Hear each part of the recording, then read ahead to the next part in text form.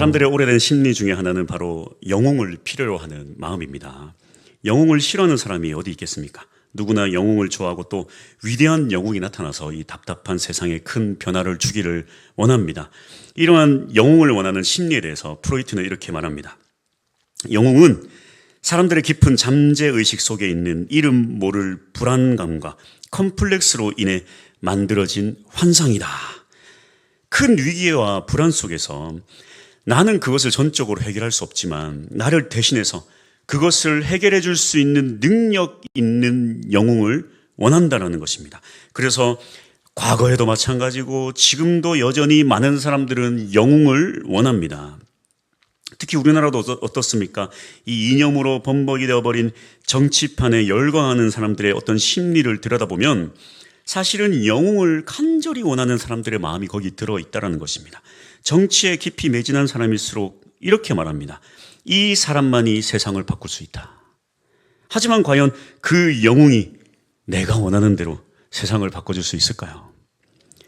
독일의 극작가 브레이트라는 사람이 쓴 갈릴레이의 생애라는 작품에서 이런 대사가 나옵니다. 갈릴레이의 제자 안드레아는 그의 스승 갈릴레이가 종교재판에서 지동설을 부정해버린 이 스승 갈릴레이를 향해 이렇게 지탄합니다. 영웅이 없는 나라는 불행하다. 그에게 스승 갈릴레이는 영웅이었는데 목숨을 건지기 위해 자신의 신념을 꺾었다 이렇게 생각했기 때문입니다. 이런 제자의 말을 들은 이 갈릴레이는 이렇게 말합니다. 영웅이 없는 나라가 불행한 게 아니라 영웅을 필요로 하는 나라가 불행하다. 무슨 말입니까? 자신들은 하나같이 영웅이 되기를 싫어하면서 자기 자신들은 영웅으로서 고난받고 큰 어려움을 겪길 싫어하면서 남이 영웅이 되어주기만을 바란다는 것입니다. 영웅주의라는 말이 여기에서 나왔습니다. 내가 하고 싶거나 반드시 해야 할 일을 나는 못하지만 내가 아닌 그 누군가가 영웅이 되어서 그 사람이 나 대신 활약하고 희생해 주길 바라는 것, 그리고 그런 사람들을 지켜 세우는 것이 바로 이 영웅주의입니다. 교회 안에도 이런 영웅주의가 존재합니다. 내가 그리스도인인데 나는 그저 적당한 그리스도인으로서 살아가길 원한다는 거예요. 그러면서 어떤 위대한 그리스도인이 나타나 주길 바란다는 것입니다. 그리고 그 위대한 그리스도인이 나를 대신해서 하나님 나라와 교회에 큰일을 해주길 바란다는 것입니다. 그리스도인으로서 나는 전도를 못하지만 누군가가 전도를 미친 듯이 해줬으면 좋겠고, 나는 기도를 많이 못하지만 누군가가 기도의 용사가 나와서 우리 모두를 대신해서 기도를 아주 많이 해줬으면 좋겠고, 나는 봉사를 할 수 없지만, 나는 헌신을 하지 못하지만, 나는 희생하지 못하지만 누군가가 믿음 좋은 사람이 나와서 봉사하고 청소하고 힘든 일하고 어려운 일하고 희생하고 헌신해 주길 바란다는 것입니다. 이것이 바로 이 교회 안의 영웅주의입니다. 문제는 이런 영웅주의가 이 교회를 썩게 만든다는 거예요. 누구도 자기는 안 하려고 하면서 누군가가 대신 해주길 바란다는 거예요.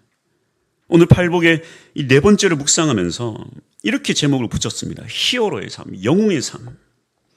성경은 믿음의 히어로, 믿음의 영웅을 원합니다. 그런데 이 성경에서 말하는 영웅은 아까 말했던 이 세상적인 영웅주의, 그것과는 전혀 다른 개념이에요. 남이 아니라, 성경에서 말하는 영웅이란 남이 아니라 바로 내가 예수를 제대로 믿는, 내가 성경적 가치관으로 예수를 제대로 믿고 예수의 이름으로 나아갈 수 있는 바로 내가 믿음의 영웅이 되어야 한다라고 성경은 말하고 있습니다. 주님이 원하는 그리스도인의 삶이 바로 이것입니다. 남이 아니라 내가 바로 예수쟁이가 되어야 돼요. 팔복은 그런 의미로 바라보고 해석되어져야 합니다. 남이 아니라 내가 그리스도인이고 내가 팔복의 주인공이 되어야 합니다. 할렐루야. 오늘 한번 살펴볼 텐데요. 먼저 이 팔복에 대해서 한 번 더 짚고 넘어갔으면 좋겠습니다. 이 팔복의 정의에 대해서 한 번 더 짚고 넘어갈 텐데요. 제가 계속해서 3주 동안 강조를 했지만 한 번 더 반복해서 강조를 합니다. 이 팔복은 무엇인가? 팔복은 지켜야 할 명령이나 규례가 아니라고 했습니다. 팔복은 그리스도인에 대한 설명이라고 했습니다. 이 말의 의미는 뭐냐면 팔복은 구원의 조건이 아니라는 것입니다. 이것을 지켜야지만 구원을 받을 수 있다, 그런 규율이 아니라는 거예요. 애통해야 된다, 그래야지 구원받는다. 심령이 가난해야지 구원받는다. 그런 게 아니라는 것입니다. 이것은 예수를 믿는 자들이 어떠한 사람인가에 대한 설명이라는 것입니다. 그래서 그리스도인을 설명하는 이 팔복의 구조를 살펴보면 세 단락으로 구분할 수 있는데요. 첫 번째 단락이 뭐냐면 복이 있나니입니다. 이 팔복의 원어의 어순으로 보면 복이 있나니가 가장 먼저 나옵니다. 복이 있나니. 복이 있나니 심령이 가난한 자는 천국이 그들의 것입니다. 그렇다면 어떤 사람이 복이 있는 사람이라고 했습니까? 마태복음 5장 11절에서 12절. 나로 말미암아 너희를 욕하고 박해하고 거짓으로 너희를 거슬려 모든 악한 말을 할 때는 너희에게 복이 있나니 기뻐하고 즐거워하라. 하늘에서 너희의 상이 큼이라. 너희 전에 있던 선지자들도 이같이 박해하였느니라. 예수로 인하여 고난받고 박해받는 사람, 그럼에도 불구하고 예수를 믿고 의지하며 주님께서 주시는 기쁨과 즐거움으로 살아가는 그러한 사람이, 예수로 살아가는 사람이 복이 있는 사람이다. 그런 복이 있는 사람들은 당연하게도 어떻게 살아가는 사람들인가? 팔복의 두 번째 단락, 예수를 믿는 자들, 그리스도인의 삶의 방식. 그래서 두 번째 단락은, 팔복의 두 번째 단락은 그리스도인의 삶의 방식, 예수를 믿는 자의 삶의 방식은 어떠한가를 설명해 주는 것입니다. 그래서 예수로 살아가는 사람들은 복이 있는 사람들로서 어떻게 살아가는 사람들인가? 심령이 가난함으로 살아가고, 애통함으로 살아가고, 온유함으로 살아가고, 의에 줄이고 목마른 자들이고, 긍휼히 여기고, 마음이 청결하고, 화평케 하고, 의를 위하여 박해받으며 살아가는 자들이다. 노력이 아닌 설명이에요. 팔복의 두 번째 단락은 예수 믿는 자들이 살아가는 방식을 설명하고 있다는 것입니다. 이것은 우리가 지켜야 될 규율이 아니에요. 예수를 왕으로 모시고 살아가는 그리스도인이라면, 성령 충만 받은 자라면 당연히 이렇게 살아간다는 것입니다. 그렇다면 이 팔복의 세 번째 단락은 뭐냐면 그런 예수 믿는 자들이 받을 축복입니다. 예수를 믿는 자는 복이 있는 자들로서 예수의 뜻대로 살아가는 자들이다. 그러한 자들이 받을 복은 무엇인가? 그들은 천국을 소유하게 되고 위로를 받을 것이며 땅을 기업으로 받게 되고 배부를 것이고 긍휼히 여김을 받을 것이고 하나님을 볼 것이며 하나님의 아들이라 일컬음을 받게 되고 천국이 그들의 것이 될 것이다. 그래서 이 팔복을 시제로 구분하자면 이 삶의 방식은 현재 시제라면 받을 축복은 미래 시제라는 것입니다. 예수를 믿는 자는 현재 고난받고 고통이 있어요. 현재 그리스도인의 삶의 방식으로 살아가는 사람들이에요. 그런 자들은 결국에 하나님의 놀라운 축복을 받게 될 것이다. 이러한 기준으로 오늘 본문에서 말하는 이 네 번째 복의 특징을 한번 살펴봅시다. 의에 줄이고 목마른 자의 의미는 그렇다면 무엇일까요? 이걸 두 단락으로 구분해서 살펴봐야 되는데, 첫 번째 은은 무엇이고 줄이고 목마른 것은 무엇인가? 이 줄이고 목마름에 대한 의미를 한번 살펴봅시다. 먼저 이 줄이다.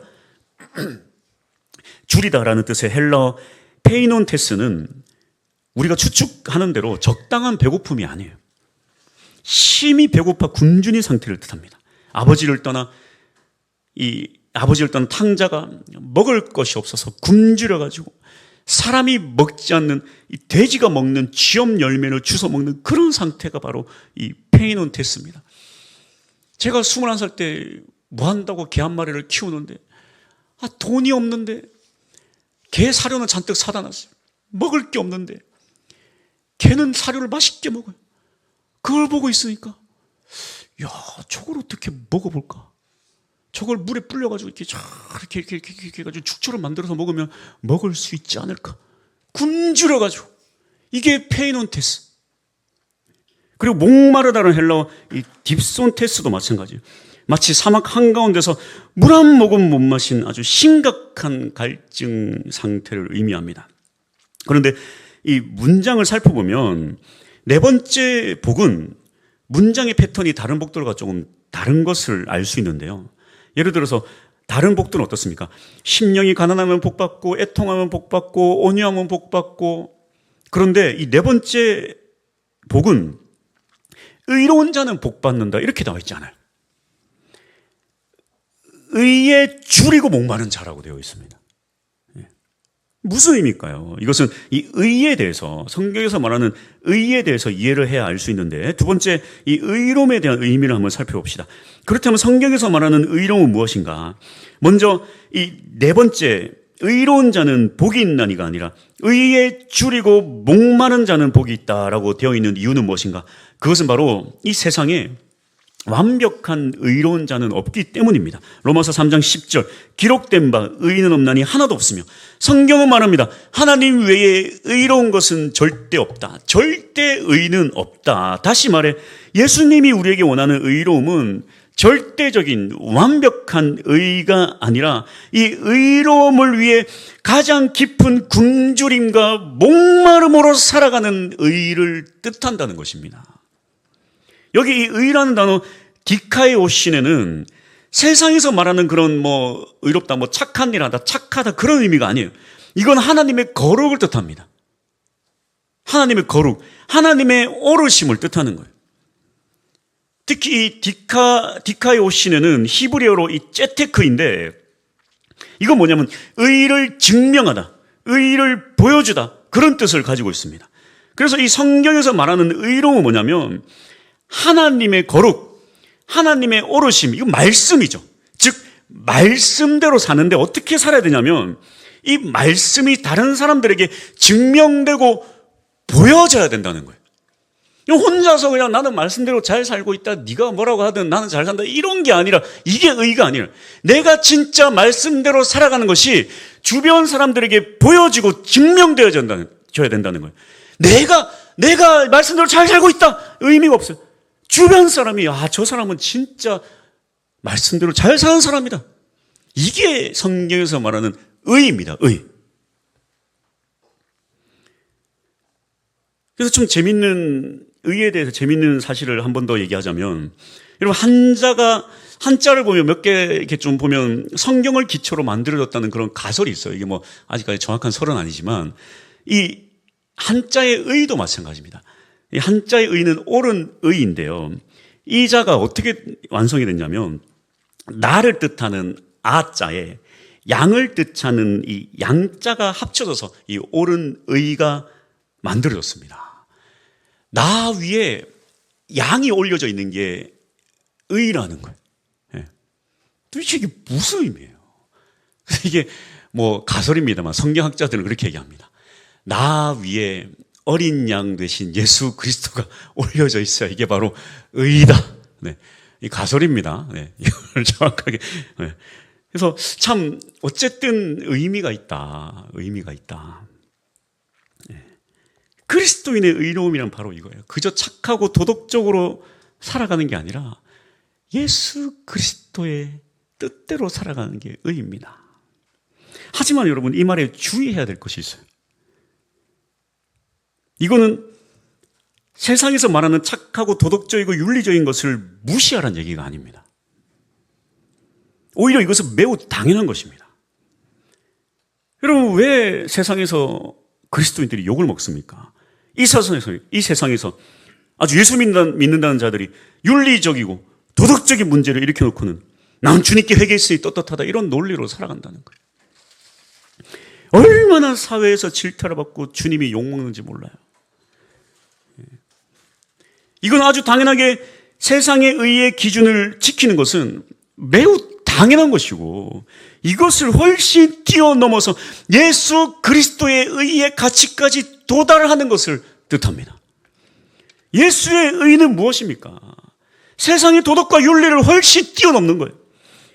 그래서 그분은 어떻게 하십니까? 스스로 낮아지시고 오히려 섬기시고 오히려 종이 되시고 희생하시고 자기의 목숨을 대속물로 내어주신 의로움입니다. 다시 말해서 성경에서 말하는 의로움이란 세상에서 말하는 모든 도덕적 윤리적 가치를 다 포함해서 더 나아가 먼저 희생하고 먼저 섬기고 먼저 사랑하고 먼저 나를 부인하는 것을 다 포함하는 것이 바로 의입니다. 성경에서 말하는 의입니다. 그래서 이거는 단순히 내가 이렇게 살기 위해 몸부림쳐서 되는 것이 아닙니다. 성경에도 말해요. 이렇게 살아야 된다가 아니라 이건 어떻게 될 수 있는가? 예수를 위해 살아야지만 이렇게 될 수 있다라는 거예요. 예수를 위해 고난받고 예수로 인해 환난받고 그럼에도 불구하고 예수를 위해 살면서 예수로 인해 기뻐하고 즐거워하는 자의 삶이 바로 이러한 삶을 살아갈 수 있다는 것입니다. 예수를 위해 살아가는 인생, 예수의 삶이 나의 기준이 되는 인생이 바로 의를 위해 몸부림치는 인생이 될 수 있다는 것입니다. 아브라함을 보십시오. 그가 어떻게 의로워졌습니까? 창세기 15장 6절, 아브라함이 여호와를 믿으니 여호와께서 이를 그의 의로 여기시고, 그가 어떻게 의롭게 되었는가? 의를 위해서 착하게 살려고 몸부림친 게 아니라 하나님을 믿기 위하여, 하나님을 믿으려고 몸부림칠 때에 하나님이 그것을 의로 여기셨다. 의로 여기셨다. 하나님을 갈망하고 하나님을 믿고 의지하는 것이 의이다. 그래서 다윗도 어떻게 합니까? 갈급함으로 하나님을 찾았습니다. 시편 42편 1절, 하나님이여 사슴이 시냇물을 찾기에 갈급함같이 내 영혼이 주를 찾기에 갈급하니이다. 결국 성경에서 말하는 의로움이란 주님을 향한 간절한 몸부림, 즉 주님을 향한 굶주림과 목마름으로 그분을 간절히 사모하며 나아가는 것, 이것이 바로 성경에서 말하는 의로움입니다. 이러한 간절함이 바로 예수로 살아가는 예수쟁이의 삶을 완성시켜 준다는 것입니다. 이러한 예수를 향한 간절함으로 살게 되면 어떤 일이 벌어집니까? 마태복음 6장 33절, 그런즉 너희는 먼저 그의 나라와 그의 의를 구하라. 그리하면 이 모든 것을 너희에게 더하시리라. 결국 예수로 살아가는 사람은 어떤 삶을 살아가는 사람인가? 먼저 그의 나라와 하나님의 나라와 하나님의 의를 구하며 살아가게 된다는 거예요. 여러분, 여기는요, 이 중요한 맥락이 있는데요, 이 먼저라는 단어입니다. 많은 사람들이 그렇게 해요. 나도 그렇게 살아간다. 나도 교회를 위해 살아간다. 나도 예수 믿는 사람이다. 나도 예수 믿는다. 나도 열심히 한다. 나도 봉사한다. 나도 헌신한다. 그걸 말하는 게 아니에요. 이건 우선순위를 말하는 것입니다. 먼저라는 단어는 우선순위를 말하는 거. 그냥 나도 예수 믿는 사람이다. 나도 열심히 한다. 이게 아니라 과연 우선순위, 가장 먼저 그의 나라를, 그의 의를 구하는 것인가? 이걸 묻는 거예요. 이걸. 일단은 내 인생, 일단 우리 가족, 일단은 내가 할 일 먼저 하고 나도 그 다음에 교회를 위해 나도 했다. 그걸 말하는 게 아니에요. 그걸 말하는 게 아니에요. 의에 줄이고 목마르다라는 것은 우선순위를 말하는 것입니다. 내 인생의 가장 큰 가치, 가장 큰 우선순위가 바로 예수 그리스도, 그의 나라라는 것입니다. 그래서 저는 이렇게 정의를 하고 싶습니다. 진짜 예수를 믿는 사람, 진짜 예수 그리스도의 가치, 이 믿음의 가치, 하나님 나라의 가치를 우선순위로 두는 사람이 진짜 성경에서 말하는 믿음의 영웅이다. 진짜 의를 위해 목마르고 굶주린 자, 그가 바로 믿음의 영웅이다. 남이 아니라 내가 그의 나라를 위해 내가 먼저 예수 그리스도의 그 이름을 붙잡고 나아가는 거예요. 내가 먼저 예수의 의를 위해 눈물을 흘리는 거예요. 한 발 뒤로 물러서서 남들이 어떻게 되나 보자, 그렇게 사는 삶이 아니라는 것입니다. 그래서 의에 줄이고 목마른 자의 삶에 대해서 저는 이렇게 말하고 싶어요. 이것이야말로 진짜 이 시대의 믿음의 영웅의 삶이다. 진짜 예수 믿는 사람은 믿음의 영웅의 삶을 살아가는 것입니다. 할렐루야. 그렇다면 그렇게 의에 줄이고 목마른 자는 어떠한 축복을 받게 되는가? 마태복음 5장 6절입니다.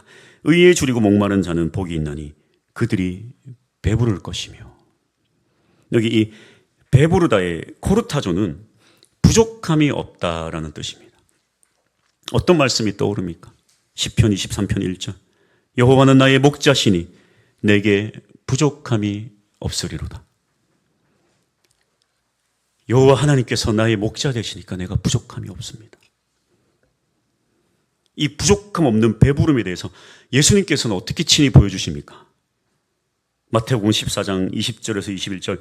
다 배불리 먹고 남은 조각을 12바구니에 차게 거두었으며 먹은 사람은 여자와 어린이 외에 5,000명이나 되었더라.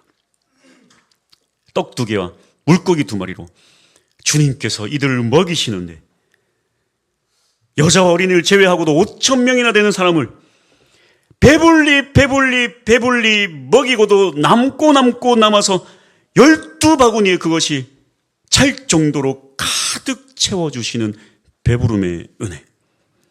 그래서 주님은 우리에게 분명하게 약속하십니다. 마태복음 6장 33절 다시 한번 보면 그런즉 너희는 먼저 그의 나라와 그의 의를 구하라. 그리하면 이 모든 것들을 너희에게 더하시리라. 이 모든 것들이 무엇입니까?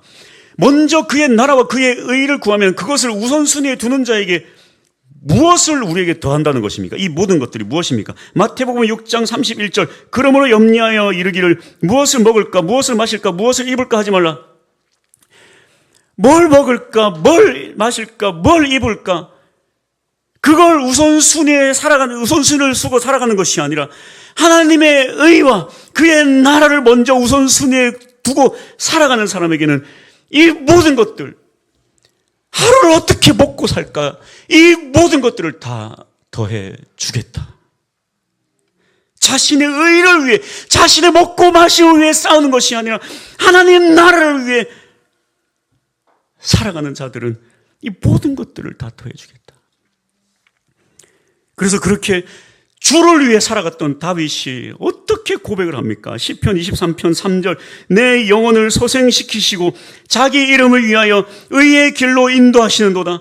하나님만을 의지하며 나아가니까 하나님이 나를 의의 길로 인도해 주십니다.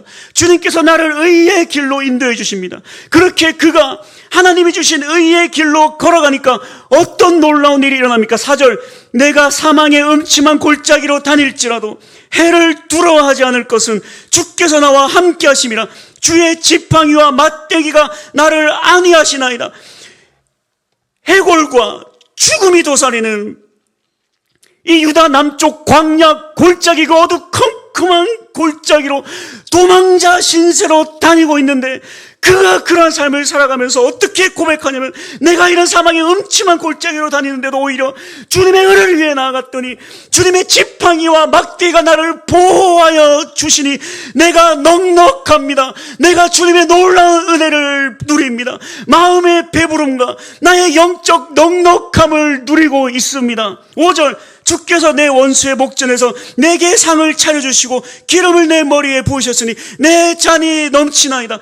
사울 왕이 아무리 나를 죽이려고 달려들어도 하나님 오히려 내게 상을 차려주시니 내가 얼마나 배가 부른지 모릅니다. 그리고 오히려 넘치도록 내 머리에 기름을 부으시고 또 부어주셔서 내 잔이 넘치나이다. 기름을 붓는다는 게, 머리에 기름을 부은다는 게 무슨 뜻입니까? 왕의 대관식 할 때 머리에 기름을 붓는 거예요. 그가 도망자의 신세로 언제 죽을지 모르는 사망의 음침한 골짜기를 도망다니고 있는데 하나님께서 네가 왕이다. 기름을 붓고 또 붓고 네가 왕이다. 내가 너를 꼭 왕으로 해줄 것이다. 네가 진짜 왕이다. 기름을 붓고 차고 넘치도록 부어주신다는 것을 뜻하고 있는 것입니다. 내 잔이 차고 넘칩니다. 하나님. 내가 지금 이 사망의 골짜기에 있지만, 내가 지금 그 칼을 도망다니고 어두운 굴 속에서 잠을 자고 있지만 주님께서 나에게 기름을 부으시고 네가 왕이다. 내가 너를 꼭 복줄 것이다. 내가 너를 왕으로 세울 것이다. 사울의 칼을 도망다니는 이 고통 가운데 있어도 걱정하지 마라. 네가 왕이다. 기름을 부으시고 또 부으시니까 내가 지금 골짜기에서 살아가도 내 잔이 넘치나이다. 하나님, 내가 배부릅니다. 하나님, 내 영이 차고 넘치나이다. 하나님, 이게 바로 배부름이에요. 인생이 지옥 같은 상황에 있을지라도 주님이 나를 보증하고 있으니까 차고 넘친 기름을 부으시고 또 부으시고 또 부으시는 거예요.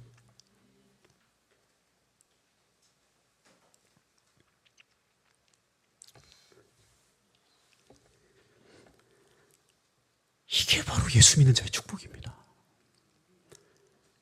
지금의 삶이 뭐가 문제라는 것입니까?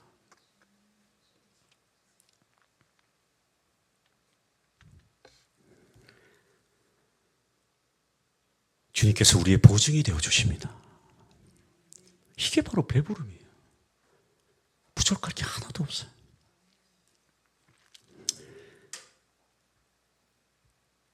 결론입니다.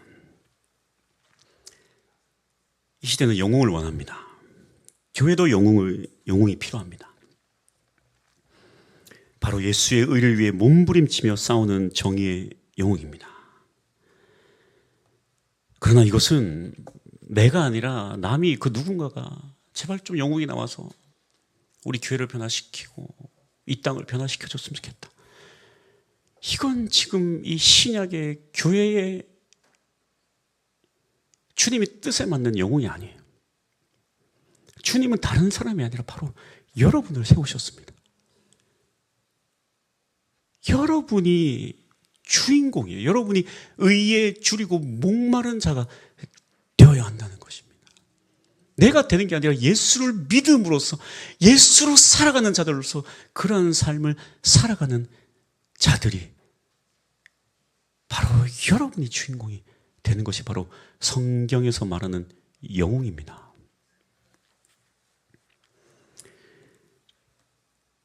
이런 의미에서 우리가 정말 조심해야 될 것이 있다면 믿음 좋다는 착각이에요. 성경적 지식도 많고 교리도 잘 알고 매 주일 예배도 빠지지 않고, 여러분 이것이 나쁘다는 게 아니라 이것 가지고 자랑할 것이 아니라는 거예요. 이건 당연한 거예요. 이건 당연한 거예요. 이 정도만으로 스스로 만족하고 믿음 좋다, 난 믿음 좋다 그렇게 착각에 빠져서는 안 된다는 것입니다. 이 시대 교회에 직면한 문제가 무엇입니까?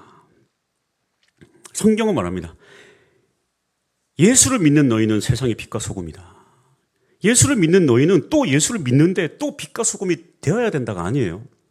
예수를 믿고 또 빛과 소금도 되어야 된다가 아니라 예수를 믿는 너희는 빛과 소금이라는 거예요. 이미 빛과 소금인 거예요. 예수를 믿는 자들은. 근데 문제는 뭐냐면 이미 빛과 소금이 되었는데 복음이라는 빛과 복음이라는 소금이 되었는데 스스로 이 땅 가운데에 빛과 소금의 존재가 되길 거부한다는 거예요. 왜 그렇습니까? 빛이 되려면 자신을 태워야 돼요. 소금이 되려면 녹아내려야 됩니다. 근데 자신을 태우려고 하지 않고 소금이 맛을 내려면 녹여야 되는데, 자신을 녹여야 되는데 녹으려고 하지 않는다는 거예요. 여러분 잘 보십시오. 빛을 비추기 위해 자신을 태우기 위해선 예수 그리스도가 우리의 주권자가 돼야 돼요. 내가 어떻게 나를 태웁니까? 의에 줄이고 목마른 인생은 내가 되는 게 아니라 예수를 믿음으로써 된다고 했잖아요. 그러니까 다시 말해 빛의 삶은 예수가 우리의 주권자가 될 때가 가능하다는 거예요. 소금이 맛을 내려고 자신을 녹이려면 예수가 우리의 주권자가 되야 된다는 거예요. 이 시대 사탄의 가장 큰 함정이 무엇인지 아십니까? 예수가 주권자가 되는 것이 아니라 주권보다 인권을 강조하는 시대라는 것입니다. 주권보다 인권을 더 강조하는 시대. 예수의 주권이 아니라 나의 이 인간의 인권이 더 중요하다는 것입니다. 인권이 뭡니까? 예수의 주권이 아니라 나의 주권을 강조하는 게 인권이에요.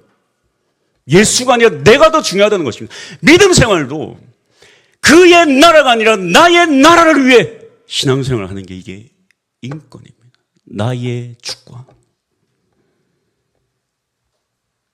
그래서 빛과 소금의 역할을 감당할 수가 없어요.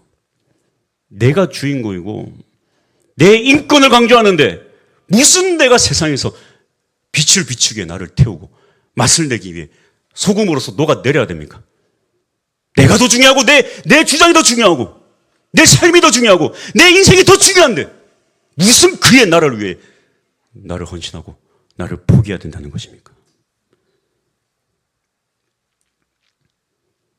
이 시대의 큰 함정이에요. 무슨 문제가 생기냐면 내가 내 인생의 주권자가 되어서 막 내 인생을 위해 막 씨름하고 살면 문제들이 다 사라져야 되잖아요. 그렇죠? 고통과 환난과. 내가 예수를 위해 고난받지도 않고 예수를 위해 환난 당하지도 않아. 내가 내 인생 내가 붙잡고 내가 막 살아. 그럼 문제도 없어지고 고난도 없어지고 환난도 없어져야 되는데 인생이 그렇지 않다는 거예요. 인생이 그렇지 않아요. 내가 어떻게든 막 씨름하고 살아도 인생은 여전히 고난이고 인생은 여전히 환난이고 고통스럽고 괴로워요. 문제가 해결되지 않아요. 그래서 이 시대 그리스도인의 이 고난은요, 착각의 고난입니다. 착각의 고난. 무슨 착각이냐면 예수로 인해 고난당하는 게 아니고 소금이 맛을 잃어서 사람들에게 밟히는 고난을 당하는데 그게 예수로 인한 고난인 줄 착각한다는 거예요. 소금이 아니라 돌덩이의 삶을 사는 거예요. 돌덩이가 국에 아무리 들어가서 끓여내도 짜지지가 않아.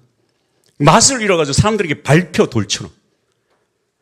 우리의 눈물이 예수로 인한 고난의 눈물이 아니라 내 인생의 하소연이에요. 하소연. 하소연. 비극이에요. 비극. 비극이에요. 착각이고.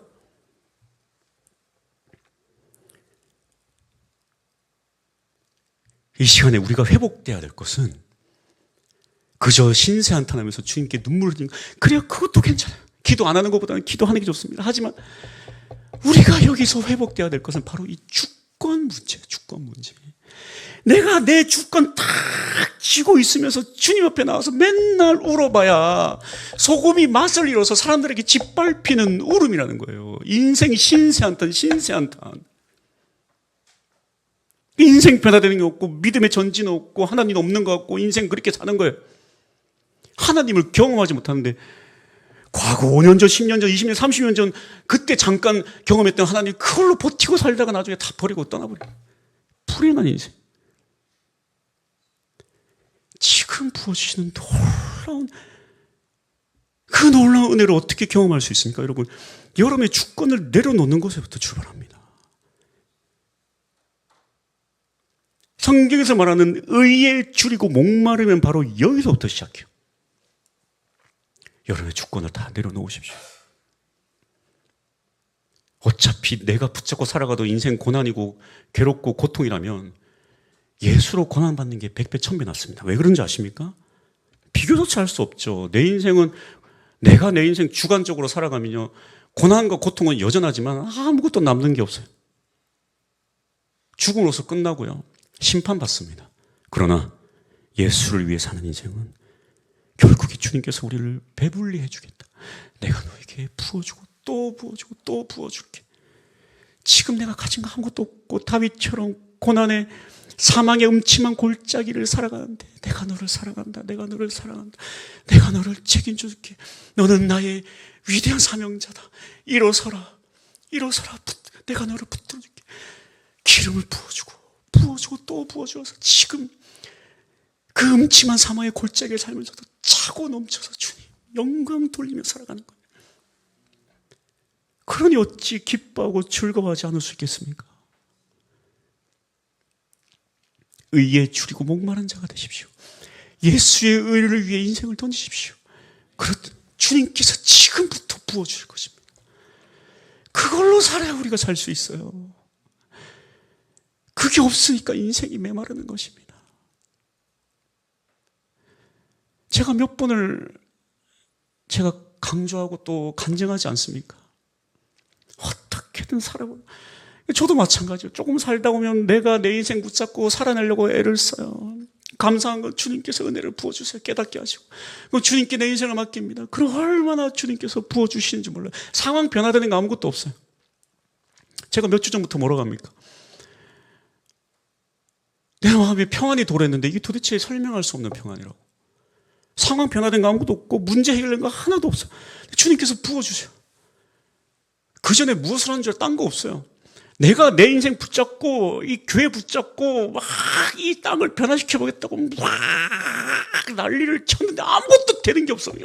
나는 망했다, 나는 끝났다, 막 좌절하고 쓰러졌는데, 알고 보니까 내가 하는 게 아니라 주님께서 하시는 게, 주님께 다 맡겼어요. 주님께 맡겼어. 그리고 주님께서 내 인생 뭐 필요한 거 가져갈 거 다 가져가시라고 내 주머니 털털 털었어. 내가 주님 앞에 아직 턴 건 아닌데 털겠다고 언약을 했어. 내가 털겠습니다 하고 주머니 탁 끄집어내서 다 탁탁 털었는데, 세상 너무 편한 거야. 이게 내가 근심 먹지 않게 도대체 뭐가 있습니까? 주님께서 이제 내 인생 다 책임져 주시는. 세상 너무 편해요. 주님께서 막 부어주시는 거예요. 제가 막 채워주시는 기름 부어주시고 또 부어주시고 또 부어주시는 놀라운 기름 부으심에 그 은혜를 경험하고 나니까, 그 전까지만 해도 저도 목사지만 하나님 없나? 하나님 살아계시지 않는가? 하나님 이 땅을 버리셨는가? 하나님의 능력은 없어졌는가? 이런 의심들 싹 사라지고 주님의 능력을 경험하게 되더라는 것입니다. 이런 능력을 경험할 수 있는 우리 충만교회 성도들이 될 수 있기를 축복합니다. 할렐루야. 찬양합시다.